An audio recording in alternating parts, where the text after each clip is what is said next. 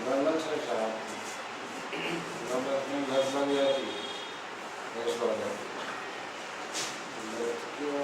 اللہ الرحمن الرحیم ونصلی ونسلم علی حبیبہ الکریم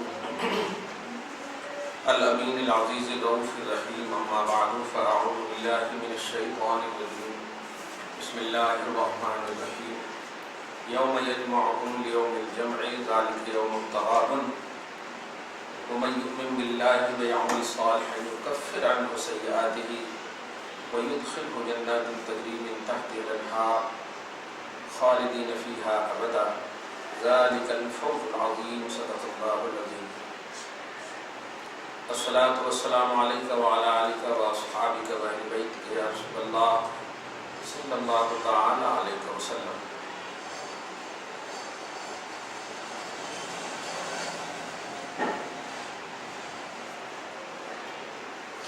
آیت نمبر 8 تک کا درس ہو گیا ہے. سورہ تغابن آج وہی ورڈ اس میں آ رہا ہے. یاد کرو وہ دن جب تم سب کو یوم جمع کیا جائے گا یا جمع کرے گا اللہ. نہیں ابھی اس میں کتنے نام ہیں قیامت کے دن کے وہ سب دیکھیں. یوم الجمع یوم التغابن آ رہا ہے. یوم یجمعکم اللہ تعالیٰ اس دن جمع فرمائے گا. کون سے دن؟ لیوم الجمع جمع کے دن کے لیے. آگے کہہ رہے ہیں الحشر یعنی حشر کے لیے. لأجل الحساب والجزا حساب اور بدلہ کی خاطر.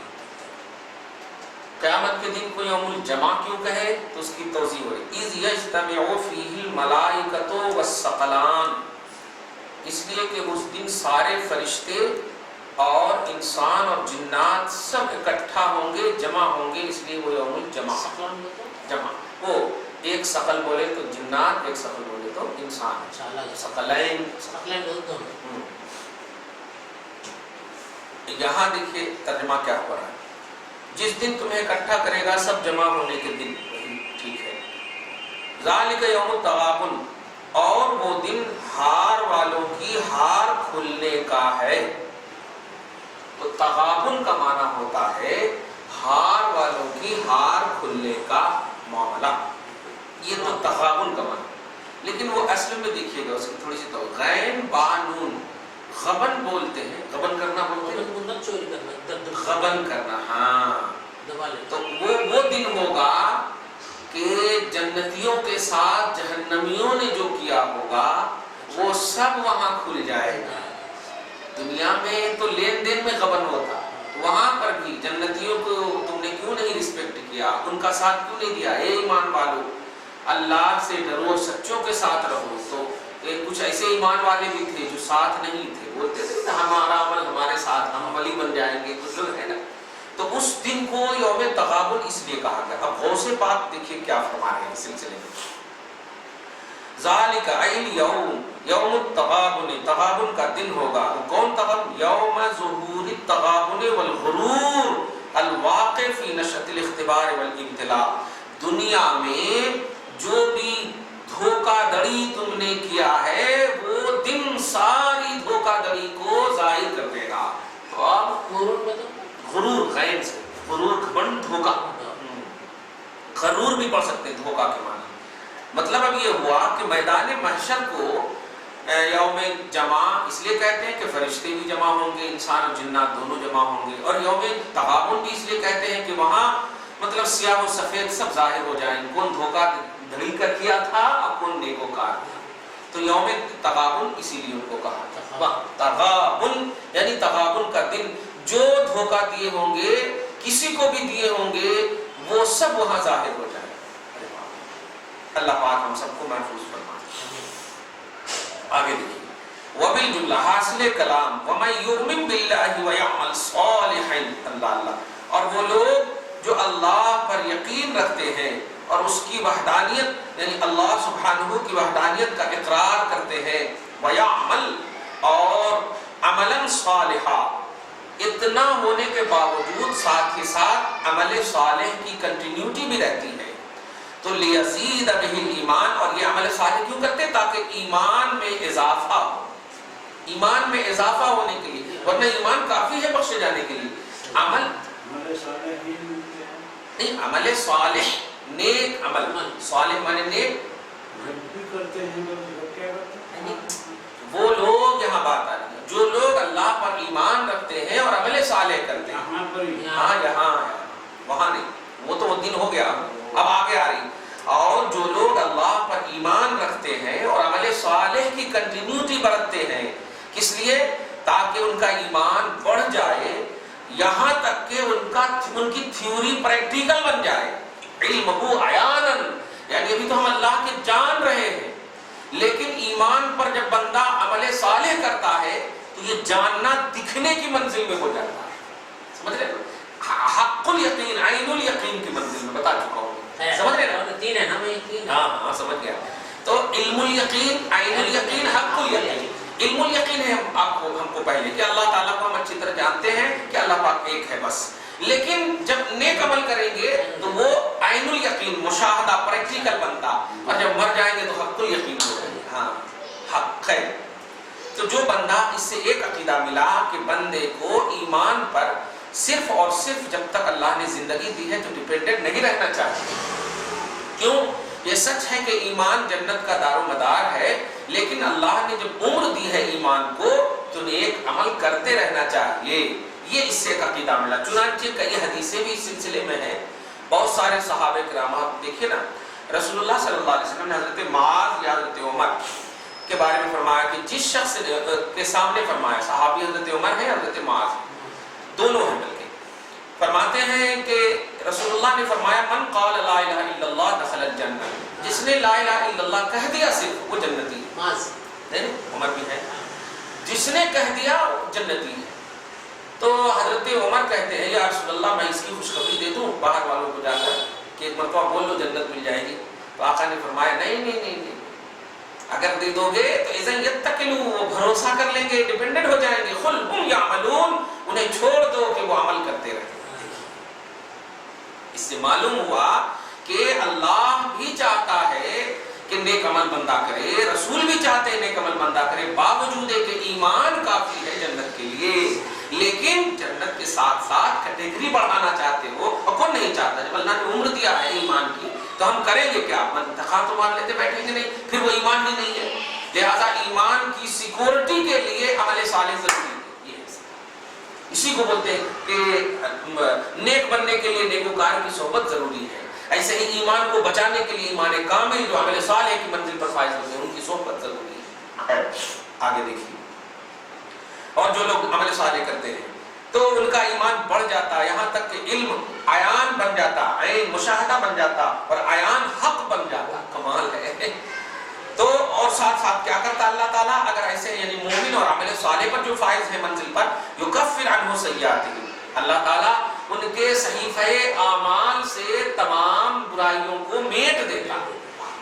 اچھا نہیں، ایمان کامل اور عمل صالح کی کنٹینیوٹی ہو تو پھر رہے گا کیا؟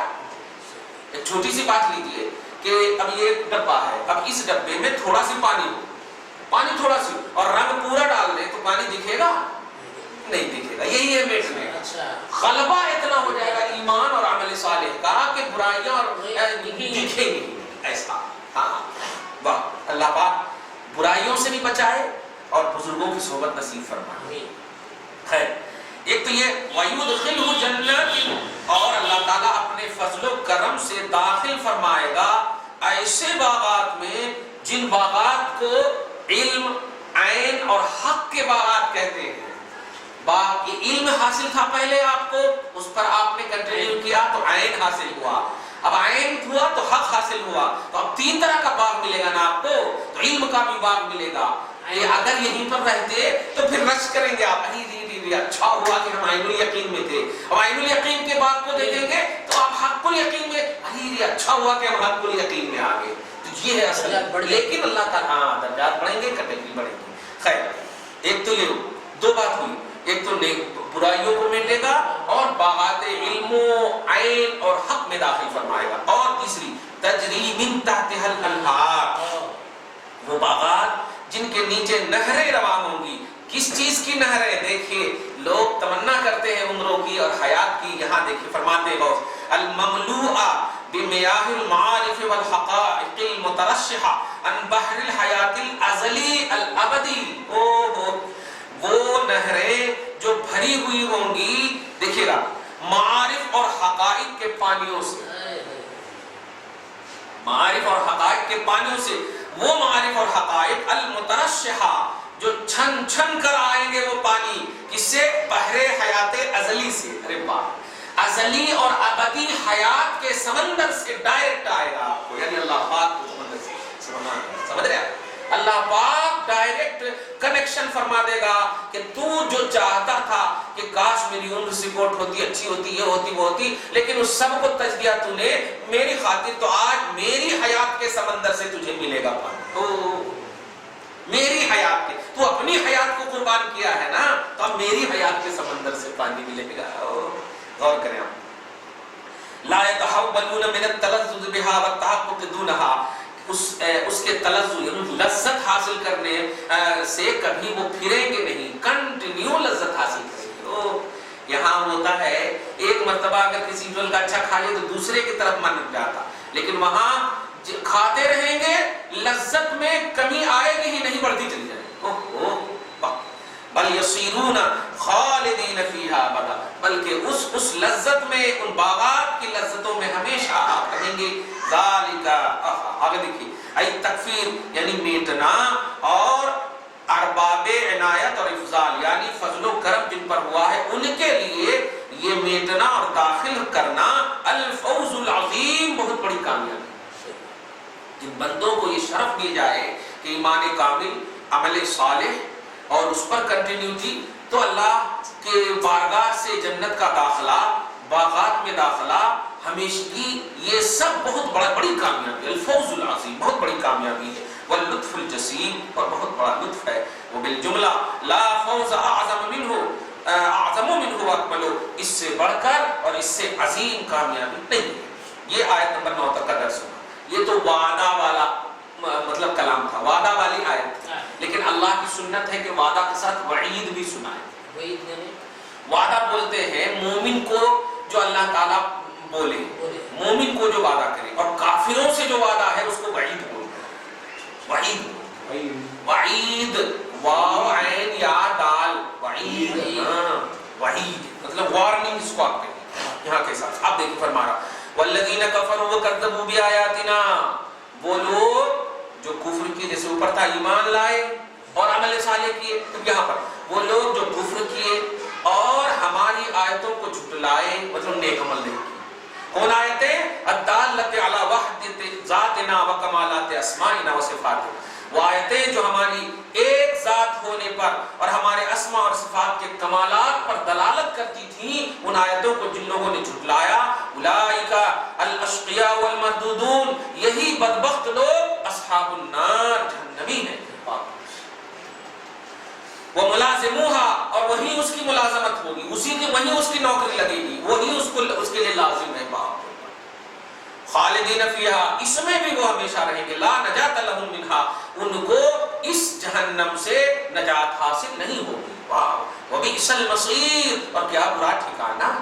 جیسے وہ نیچے دیا تھا وہ فوز العظیم، بہت بڑی کامیابی، تو یہاں کہ کیا برا ٹھکانہ. اے مصیر اہل النار، اہل نار کا ٹھکانہ کتنا برا ہے. غوث پاک آخر میں دیکھیے کیا کرے، اعاذنا اللہ وعموم عبادہ منہا، اللہ تعالی ہمیں اور اپنے تمام بندوں کو جہنم سے پناہ عطا فرمائے. ہم غوث پاک کی اس دعا کی برکت سے کہتے ہیں اللہ ہمیں عطا فرمائے. غوث پاک کی دعا قبول ہوئی ہوگی، ہم پڑھ لیں. ہم آگے دیکھیے آیت نمبر 10 ہو گیا، ایک دعا ہے. ما اصاب من مصیبت الا باذن اللہ.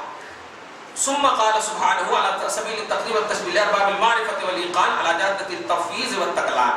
اللہ پاک جو ہے اب ارباب معرفت اور ارباب یقین کے لیے یہ آیت کریمہ، یعنی جو معرفت پر فائز ہوتے ہیں، جو توکل پر فائز ہوتے ہیں، جو کامل ایمان اور بھروسے پر فائز ہوتے ہیں اور کبھی کسی افیکٹر سے افیکٹڈ نہیں ہوتے، دنیا دار سے افیکٹڈ نہیں ہوتے، ایسے لوگوں کے لیے یہ آیت کریمہ نازل فرما رہا. دیکھیں فرماتا ما اصاب من مصیبت، جس کسی کو بھی تکلیف پہنچے اور جو تکلیف پہنچے، ای من اصاب وما اصاب، جس کو پہنچے اور جو تکلیف پہنچے، من مصیبت ای حادثت مفرحت او مملحت او مؤلمت، یعنی خوش کر دینے والی والا حادثہ ہو یا تکلیف دینے والا حادثہ ہو۔ اب اچانک دیکھ رہے ہیں نا، اچانک کسی کی خوشخبری آ گئی، جاب کی خوش ہو گیا تو اچانک والا پہلو، اور اچانک تکلیف دینے والی بات آ گئی، تو جو بھی ہو الا باذن اللہ، ان سب میں دخل اللہ کے اذن ہے۔ یہ امپورٹنٹ بات ہے۔ اس آیت کریمہ کے ذریعے سے ایک آیت پر اس کا ترجمہ پورا کر لوں، میں ایک عقیدہ بتانے جاؤں۔ اللہ کے اذن سے یعنی بمقتضی ارادتہ و تقدیرہ، اللہ ہی کی تقدیر اور ارادہ سے۔ ومن یؤمن باللہ، اور جو کوئی بھی، تو یہ تو عقیدہ یہ دیا گیا کہ جو مطلب یہ کہ جو بھی مصیبت اور جس کو بھی جو بھی مصیبت وہ اللہ کی تقدیر اور اللہ کے اذن سے، عقیدہ یہ ملا۔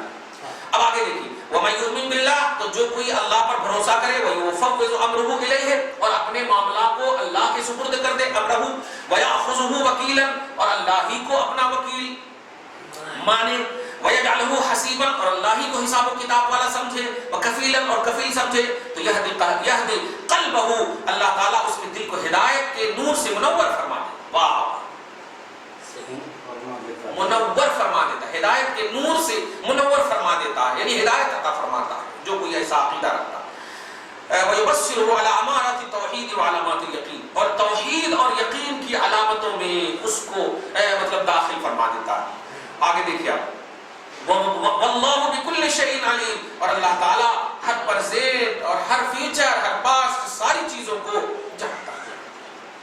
یہ تو آیت نمبر 11 تک ہو گئی، میں اس کو کل ختم کروں گا۔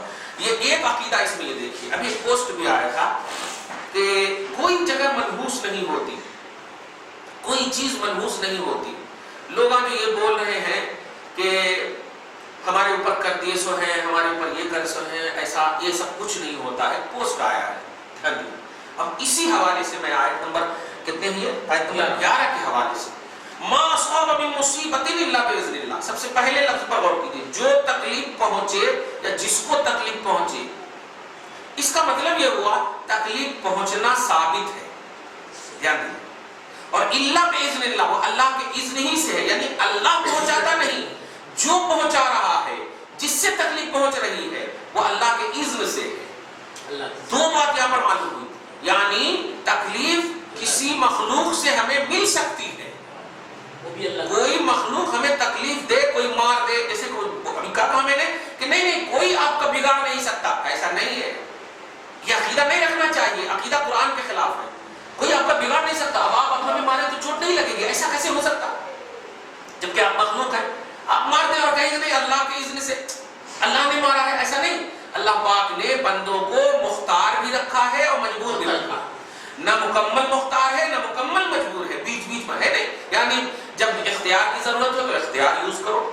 اب کوئی مطلب یہ کہ گر رہا ہے تو اب وہاں پر اللہ پاک نے ہاتھ میں طاقت دی ہے، آپ اس کی دستگیری کرو، سمجھ رہے آپ؟ تو اس آیت کریمہ سے میں بتانے جا رہا ہوں اس پوسٹ والوں کو بھی اور آپ ہم سب کو بھی کہ عقیدہ یہ رکھیے کہ اللہ پاک نے کچھ ذات کو اور کچھ مقامات کو مبارک رکھے ہیں، اور اللہ پاک نے کچھ ذات کو کچھ مقامات کو مبارک نہیں بھی رکھے، جس کو آپ مر زبان میں منحوس کا جملہ بھی بول سکتے ہیں۔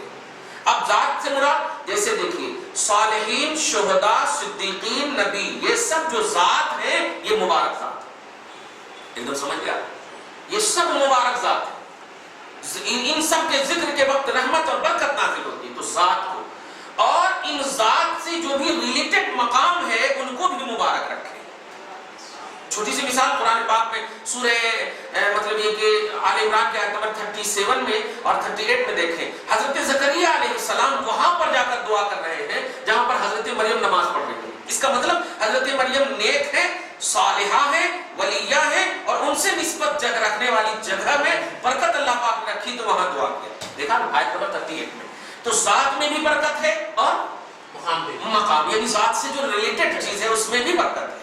اب شراب کی بھٹی میں آپ جائیے، ہرگز برکت نہیں، سمجھ رہے نا، بری جگہ میں برکت ہے، جہاں پر اللہ نے عذاب ڈالا۔ کئی ایسی حدیث پاک ہے، حضرت موسیٰ علیہ السلام راستے میں چل رہے تھے، دوڑنے لگے، کیوں دوڑنے لگے؟ جب لوگوں نے پوچھا دوڑ رہے تھے کیوں، تو کہا کہ یہاں پر اللہ تعالیٰ نے عذاب ڈالا۔ قوم لوط، قوم مطلب یہ کہ قوم ہود، یہ سب کو جو عذاب ڈالا ہے جس مقام پر، وہ مقام کیسے بابرکت ہو سکتا ہے؟ تو ایک بات یہ معلوم ہوئی، اسی لیے دیکھیں ایک اور حدیث پاک میں آپ سنے ہوں گے حضرت عمر یا حضرت عبداللہ ابن کے بارے میں کہ طاعون پلیگ کی جگہ بیماری جب آ گئی تو وہ جا رہے تھے، لوگوں نے پوچھا آپ اللہ کی تقدیر سے بھاگ رہے ہیں؟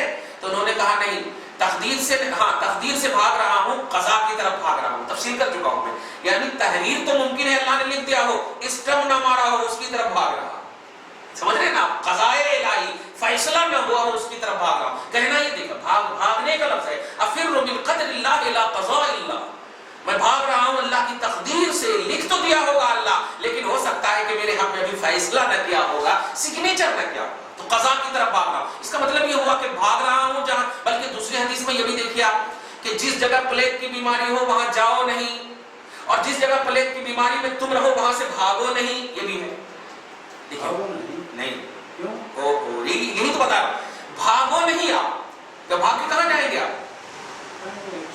نہیں، آپ اپنے گھر کو کیسے چھوڑیں گے؟ اپنے گھر کو کیسے چھوڑیں گے؟ بیماری ہے تو چھوڑنا ہی پڑتا نا سر، نہیں بیماری ہے تو چھوڑنے پڑتا، اگر بیماری ختم نہیں ہو تو آپ چھوڑ دیں گے ہمیشہ کے لیے؟ بیماری اگر ختم نہیں ہوگی تو چھوڑ دیں گے ہمیشہ کے لیے؟ چھوڑنا ہی پڑتا۔ ادھر کیوں دیکھ رہے ہیں آپ؟ ادھر دیکھو آپ، نہیں ادھر مت دیکھو، ہم سے پوچھ رہے ہیں نا، تو آپ سیٹسفائی ہونے کے لیے پوچھ رہے ہیں، آپ ادھر ادھر نہیں جائیے۔ آپ کے گھر میں بیماری آئی، آپ گھر چھوڑ دیں گے؟ تو چھوڑنا ہی پڑتا نا، گھر چھوڑ دیتے ہیں آپ، ایسا کیسے ہوتا ہے؟ بیمار نہیں آپ بیمار گھر میں نہیں پڑتے ہیں، آپ کے پڑھتے ہیں تو گھر چھوڑ دیتے ہیں، ہمیشہ بیماری ہے بولے تو گھر میں وہ گھر چھوڑنا ہی پڑتا نا۔ آپ پھر لوگوں کی بات کر رہے ہیں، آپ سے سوال ہو رہا ہے کہ اگر بیماری گھر میں آ گئی گھر چھوڑ دیں گے آپ؟ آدمی کو آتی گھر میں کئی بات بیماری، وہی تو کہہ رہا ہوں، تو گھر چھوڑ دیں گے آپ؟ بیماری آدمی کو آتی گھر کو نہیں آتی، آپ سمجھنا چاہ رہے ہیں یا خالی کٹدلی ہے؟ ہم یہ کہہ رہے ہیں کہ جہاں پر بیماری ہو وہاں جائیے نہیں، حدیث میں ہے، اور جہاں پر ہو وہاں کے لوگ بھاگے نہیں، وہ اس کے لیے وہ پوچھ رہے ہو۔ اب دونوں وجہ سنیے، جائیں کیوں نہیں؟ تاکہ تم اپنے اوپر اتنا کمانڈ اتنا بھروسہ نہیں رکھو، بچنے کی بھی تدبیر اللہ نے بتا دی، اور بھاگے کیوں نہیں کہ اللہ پر تم کو بھروسہ نہیں کہ وہاں چلے گئے تو وہاں بھی دے دیا بیماری تو کچھ بھی نہیں۔ یہ عقیدہ رکھنا چاہیے انسان کو کہ یہ بیماری اللہ نے نازل کیا ہے تو ہم بھاگ کے کہاں جائیں، اور ایک شخص جو اچھا ہے دیکھتا ہوں میں، تو اس کا مطلب اللہ کے نازل کرنے پر اس کو بھروسہ نہیں، تو ان کو بھی بھروسہ نہیں اور وہاں والوں کو بھی بھروسہ نہیں۔ یہ ہے توکل اور ایمان، کہ دونوں میں اللہ ہی بتا رہا ہے کہ وہاں جانا نہیں کیونکہ میں نے نازل کیا ہے، اور وہاں سے بھاگنا نہیں کیونکہ وہاں بھی نازل کرنے پر قادر ہوں۔ یہ ہے اصل، آیا سمجھ میں؟ ہاں، تو بھاگنے نہیں پر آپ چلے گئے تھے، وہی توضیح کر رہا تھا۔ جب حدیث آئے نا تو کمپلیٹ ہو جانے کے بعد پھر سوال کیا کیجیے۔ حدیث یہ ہے کہ جب کہیں جہاں پر پلیگ کی بیماری آ جائے تو وہاں مت جاؤ، ایک تو یہ آرڈر، کیوں؟ اس لیے کہ وہ بیماری بھی اللہ ہی نازل کرتا، اور جہاں پر تم افیکٹڈ ہو وہاں سے بھاگو بھی نہیں، کیونکہ جہاں بھاگو گے وہ بھی اللہ ہی کا عالم۔ پہلے کیا کرتے تھے معلوم آپ کو، بھاگو نہیں بولا، پلیگ کی بیماری ہے تو گھر آنا سب چھوڑ کے بھاگ جاتے تھے گاؤں کے باہر۔ اب عوام کی بات مت کیجیے، ابھی بھی ایسا ہے، تو یہاں ہم ایسا نہیں بتا رہے، ہم درس توحید دے رہے ہیں، ہم درس قرآن دے رہے ہیں، سمجھ رہے ہیں؟ وہ عوام کیا کر رہے ہیں ابھی بھی، دیکھ رہے ہیں ذرا سی گولی لگنے لگتی ہے ہم لوگ گھر بند کر لیتے ہیں، گھر بند کر لیتے ہیں، اوپر سے بجلی گر گئی تو اللہ تعالیٰ پھر دھیان بھی نہیں رہتا۔ دیکھیے یہ ایک تقاضے بشری ہے، یہ تقاضے بشری، اللہ والے ایک دم بالکل دیکھیے، ارے شدھی سنگٹھن کے موقع سے جب کرفیو وغیرہ کا مسئلہ تھا تو حضور مفتی اعظم ہند جو ہے پیدل نماز پڑھنے جاتے تھے، اور جو لوگ کرفیو کے پولیس تھے وہ ان کی سیکورٹی کرتے تھے۔ اللہ والے ایسے بھی گزرے ہیں، ابھی بھی کوئی زیادہ دن نہیں گزرا ہے، ابھی بھی ایسے ایک دم اطمینان اور سکون سے۔ دیکھیے نا یوسف شرف الدین بابا کو تھوڑا سا خیال میں آپ لائیں گے، جس وقت وہ آئے ہوں گے اتنے اوپر میں، ارے ابھی ہم اکیلے اگر چلے جائیں ابھی ڈر لگتا اپنے کو، ابھی جو اتنا ڈیولپ ہونے کے باوجود، صحیح ہے نا؟ اس وقت جب آئے ہوں گے تو کیسے رہے ہوں گے؟ وہ حضرات کے ایمان کامل، ایسے ہی حضرات کے لیے، ایسے ہی ایمان والوں کے لیے کہا جا رہا ہے کہ تم ہر جگہ اللہ کو مؤثر سمجھو، ہر جگہ اللہ اثر ڈالنے والا ہے، جہاں آ گیا وہاں بھی اللہ ہی اثر ڈالا ہے، جہاں نہیں آیا وہاں بھی اللہ ہی اثر ڈالا ہے۔ کوئی کہتے ہیں چلو دیکھتا ہوں میرے کو کیسے آتا، نہیں، یہ نہیں ہونا چاہیے۔ ہاں، بڑے سے بڑی غرور، گھمنڈ ہو گیا، اے اللہ تیرا شکر. یہ کہہ سکتے آپ, جیسے دو لفظ بار بار ایک جملہ بولتا ہوں میں کہ جب کبھی آپ مطلب آپ 5 وقت کی نماز پڑھ رہے ہیں تو آپ جو ہے تہجد بھی پڑھ رہے ہیں ماشاءاللہ, درود بھی پڑھ رہے ہیں ماشاءاللہ, یہ سب پڑھتے پڑھتے تو کبھی وسوسے خیال آئیں گے کہ میں ماشاءاللہ بہت کچھ پڑھ رہا ہوں. تو یہ خیال اس سے پہلے کہ آئے آپ اپنے اوپر والے کو یاد رکھیے کہ جو آپ سے بھی زیادہ پڑھ کے گزرے ہیں, تو پھر آپ جو ہے اس میں کنٹینیو کریں گے, اس میں کنٹینیو کریں گے کہ نہیں ابھی ہم تو کچھ بھی نہیں کر سکے, ہمارے سے اوپر ہے. اور ایسے ہی کبھی اگر جسم میں تکلیف ہو, پریشانی ہو, تو کبھی آپ ICU والے کو یاد کر لیجیے, تو پھر آپ جو کہیں گے اللہ تیرا شکر ہے کہ نہیں ابھی شعور ہے میرے پاس, عقل ہے میرے پاس, چل رہا ہوں, خالی سر میں درد ہے, وہ ICU والے سے تو اچھا ہوں. یہ ہے اصل, یہ تصور ہونا چاہیے. ایمان, عمل اور ایمان کی دنیا میں اوپر والے کو یاد رکھیے, اور دنیا کے معاملات میں دین والے کو آپ یاد رکھیے, اس کو دنیا والوں کو یاد رکھیے. اس کو اور ایک چھوٹی سی مثال میں, جیسے اللہ پاک نے آپ کو ایک وقت نہیں کھلایا لیکن 2 وقت کھلایا ہے, تو اب آپ کس کو یاد رکھیے گا؟ جو 1-1 روپیہ مانگ رہی ہے, 1-1 روپیہ جو مانگ رہے ہیں راہوں میں, جو ایک وقت بھی کھانا ٹھیک سے نہیں کھا رہے, ان کو یاد رکھیے گا تو اللہ کا شکر منہ سے نکلے گا. یہ ہے اصل توکل اور یہ ہے توحید. سمجھ گئے؟ تو یہی کہا ہے کہ ما اصاب من مصیبت کے تحت میں یہ کہنا چاہتا ہوں کہ مصیبت اللہ تعالیٰ دیتا ہے, لیکن زبردستی مصیبت نہیں لینا. اللہ اگر دیا ہے تو وہ اس کی حکمت ہے. کوئی فخر سے یہ نہیں کہہ سکتا کہ دیکھتا ہوں ان کو مصیبت آئے تو میرے کو بھی آتی کیا, ایسا نہیں. بس اللہ کا شکر ادا کرنا چاہیے, اے اللہ تو نے انہیں مصیبت دیا ہے, مجھے ایسی مصیبت نہ دینا. جیسے قرآن پاک میں لا تحملنا ما لا طاقت لنا به, فاتحہ کی آیت کو پڑھتے ہیں نا, اے اللہ ہمیں اتنا برداشت کرنے والا مت بنانا جتنی ہمارے پاس طاقت ہی نہیں. حالانکہ سب جانتے ہیں کہ اللہ تعالیٰ ہمارے برداشت سے زیادہ نہیں, لیکن پھر بھی مانگ رہے ہیں نا. اس کا مطلب یہ ہوا کہ آپ جو ہے خود چاہتے ہو کہ نہیں ہم اچھے رہیں, ہم پرفیکٹ رہیں, اور جہاں مطلب تکلیف ہے, پریشانی ہے, جس کو اللہ تعالیٰ نے دیا, رسول پاک کی ایک دعا بھی سنی, الحمدللہ الذی عافانی مما ابتلاک بہ وفضلنی علی کثیر ممن خلق تفضیلا. یہ دعا مجھ سے لکھوا لیجیے گا آپ لوگ. دعا یہ ہے کہ حضرت علی کو یہ دعا سکھایا ہے رسول اللہ نے کہ جب کسی مصیبت زدہ کو دیکھو, 2 چیز چھوڑ کر بلکہ 3 چیز, بخار والے کو اور نوچنی وغیرہ جو ہوتا نا, اور یہ نزلہ, نوچنی ہے نا, کھجلی جس کو بولتا, کھجلی, بخار اور نزلہ, 3 چیز کو چھوڑ کر کے جس بھی مصیبت والے کو دیکھو یہ دعا پڑھ لو. اب ترجمہ سنیے تو آپ کو مزہ آئے گا. ترجمہ کیا ہے؟ الحمدللہ الذی عافانی, اے اللہ تیرا شکر ہے کہ تو نے ہمیں اس بلا میں مبتلا نہیں کیا. اور کرے اب جملہ نبی سکھا کس بلا جو اللہ, پوری رمائن ختم ہو گئی, سیتا گیتا کس کی بیوی ہے, 3 بلا کو میں نے بتا دیا. اس کے علاوہ جتنی بھی بلا ہیں, کسی کا پاؤں ٹوٹا, کسی کا سر ٹوٹا, کسی کو الٹے پلٹے کام ہو گئے, کوئی ایکسیڈنٹ میں مر گیا, کوئی جتنی بھی تکلیف ہے, یہ 3 چیز کو چھوڑ کر, 3 چیز کو چھوڑ کر جتنی بھی جیسے کبھی بھی مانگنے والے بھی ہوتے ہیں نا, ان کو بھی دیکھ کر کے آپ یہ دعا کیا کیجیے, اللہ تیرا شکر ہے کہ تو نے ہمیں ایسا نہیں بنایا. لیکن کسی کے پاس اگر کھجلی ہے تو کھجلی والوں کو کے لیے دعا نہ کیجیے گا. کیوں؟ کھجلی ہونا جسم کے لیے مفید ہے, جسم کے لیے مفید ہے. اور اسی طرح بخار ہونا, بخار والوں کو بھی دیکھ کر کے آپ یہ دعا نہیں پڑھیں گے, کیونکہ بخار جہنم کی پھونک سے ہے, تو دنیا ہی میں اللہ نے اگر ہمیں جلا دیا تو جہنم میں انشاءاللہ نہیں جلائے. ایک اور یہ جو نزلے وغیرہ ہیں, نزلے ہوتے ہیں نا, چھینک, اس سے ایک دم کمفرٹیبل ہوتا ہے جس میں, جب ایک مرتبہ بھی چھانک لیجیے الحمدللہ پڑھنا. تو یہ بھی کسی کو اگر آ رہا ہے تو وہاں پر بھی دعا نہیں کرنا. تو 3 چیز جو ہے چھوڑ کر کے ہر مصیبت, ہر تکلیف کو دیکھ کر یہ دعا پڑھنا, الحمدللہ الذی, اللہ تیرا شکر ہے, عافانی, تو نے عافیت بخشی, مما ابتلاک, اس سے جس مصیبت میں ان کو تو نے مبتلا کیا,